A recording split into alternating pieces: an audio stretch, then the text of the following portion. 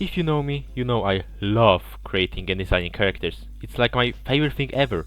I've been doing this for years. Since I was a kid, I've been doodling some glurp shitos. I have created dozens of different characters throughout my life. Some of them are a bit outdated. That's why today I wanted to look back at some of my old characters and give them a new coat of paint. Let's do this. Originally, he was a part of this team, consisting of beings that represent each of the elements. However, I scrapped this and the story with it. I actually scrap a lot of stories I've made. His OG design is kinda bland. He's just a 50 pop character, skinny dude in a suit. It's boring. Let's change that. The first thing that came to my mind is a long leather trench coat. I want to keep his elegant clothing. I will get rid of his suit, however. Only the shirt stays. I also changed his hair. I want it to be more lush, so he could aura farm in the wind. I also need to change it a little, because now he looked way too similar to my other characters, Thomas Hoffman. From a boring, Team Flare looking suit to a black and orange trench coat with the fire element symbol on the sides, with orange shirt and grey pants. Fancy. And his name? Seriously, Flare on. That's all you got? Well, let's just say younger me was not the best at making original names for characters, but it's not the case today.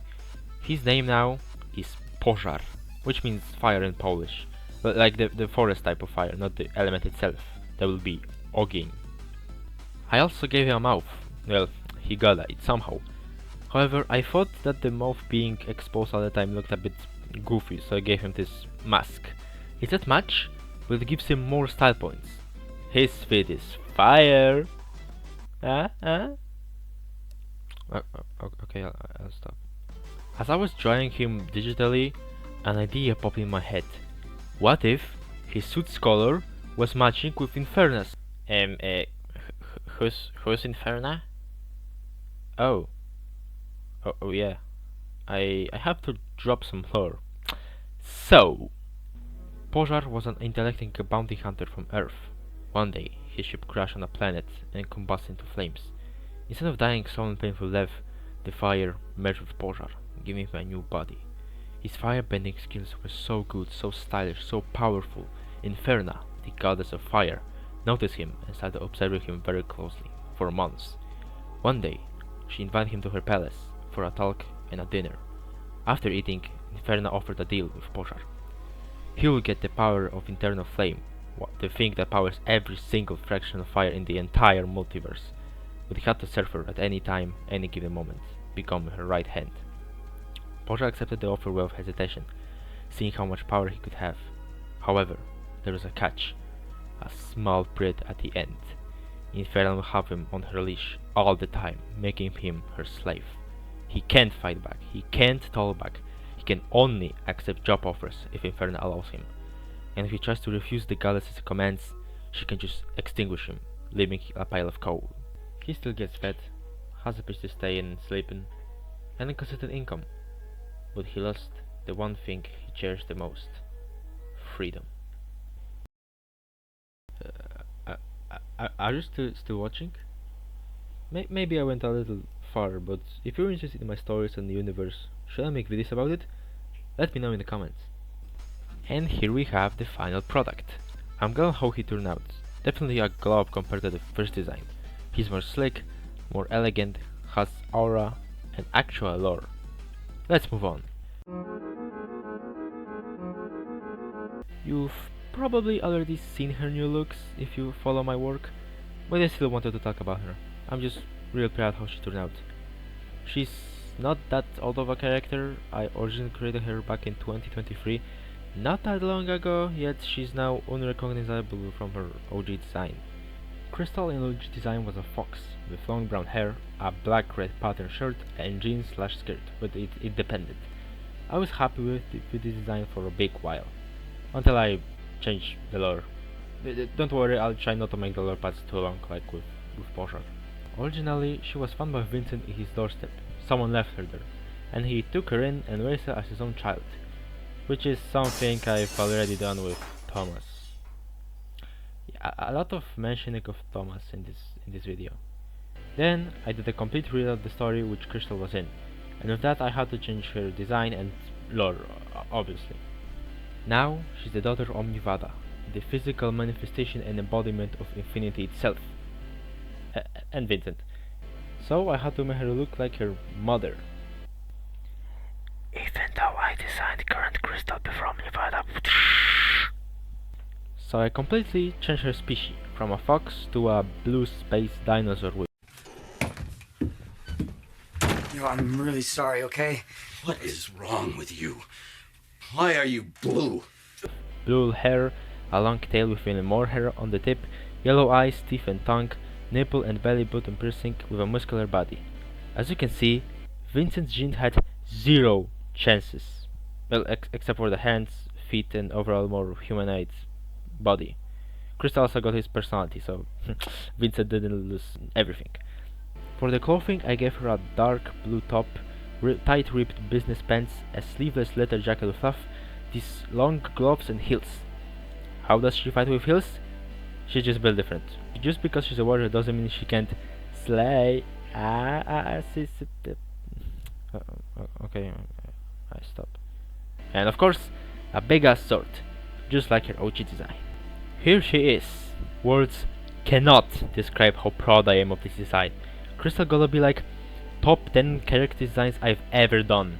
The blues with the blacks and yellows create a great color palette. Can't forget about her sass with the pose. Mwah! I feel like a proud parent.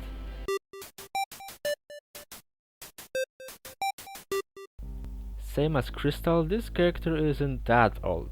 It's also from 2023. I was a part of the same story with Crystal.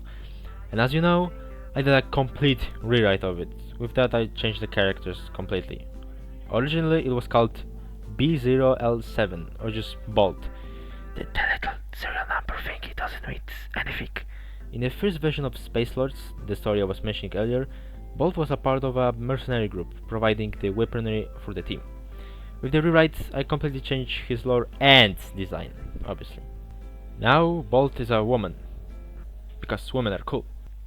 She's the first model of the Special Defense Operating System, SDOS. You can call her Susan. I gave her more bulky body compared to the slim OG design, long arms with thick forearms with all sorts of weaponry, a chest plate with a rector in the middle, something like Iron Man's armor, big shoulder pads, bigger than her head, and short as legs, and breasts. Why does a robot have breasts? I don't know. I thought that the OG design was too bland with the only grey color palette. I wanted to give her some color to stand out. When I first sketching her design, I gave her this turquoise slash aqua color. However, when I started drawing her digitally, I changed it to green due to lore reasons. You see, she was created and built by Millie Garcia and her company Garcia Robotics. The company's primary color is green. Oh, it's the entire Garcia family. And bam! There she is! I also drew her in a dress cause she's a girly pop. From a slim chat to a beautiful muscular queen. What a transition. Upgrades, people, upgrades. I'm also real proud of the design. It has more life and personality than the original. It's not boring and stale like the OG. Susan is just as more personally, as I said. The bulky body just works better, more colors and grey. Also, it's just better. What can I say? we all love muscular queens, right? Right? Am I right? Huh?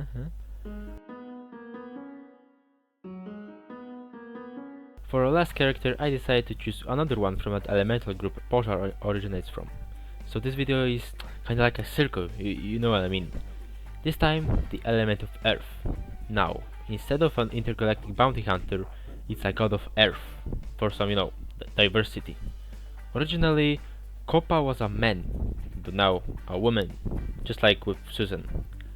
I wanted to keep the overall aesthetic with the gems and diamonds, just add and change couple things, The head stays almost the same, just change the position of the colors of the gems around the head. Also added these smaller ones in between. For the body, the diamond in the chest stays as it was. It kinda works like a heart, but like, not really. The all brown body felt a bit bland, so I did this purple. Don't be fooled, this isn't a suit, it's just her skin. Or dirt. Does it count as skin? I don't know. The giant pink gems are now on her forearms, or are her forearms, instead of being around the shoulders. Her fingers being sharp and blue. The legs are now more. I don't know how to describe it. Just look. They look like this now, with three also blue toes and a small pink gem on the heel and a blue one on the knees. For the last part of her body, 6 giant gems are growing from her back, plus 100 style points. She can't walk around naked, she's a goddess, she has to show some class. So for the outfit I gave her this brown top with these little purple fringes and blue ends, and this skirt thingy, something like Inferno has. On both of the clothes I added a symbol of Earth. And voila! Now we have the brand new goddess of Earth. Another character restored their life. What can I say, it's just an upgrade from the OG design. Seeing how much they improved in character design really makes me proud and happy that I'm getting much better at something I absolutely love.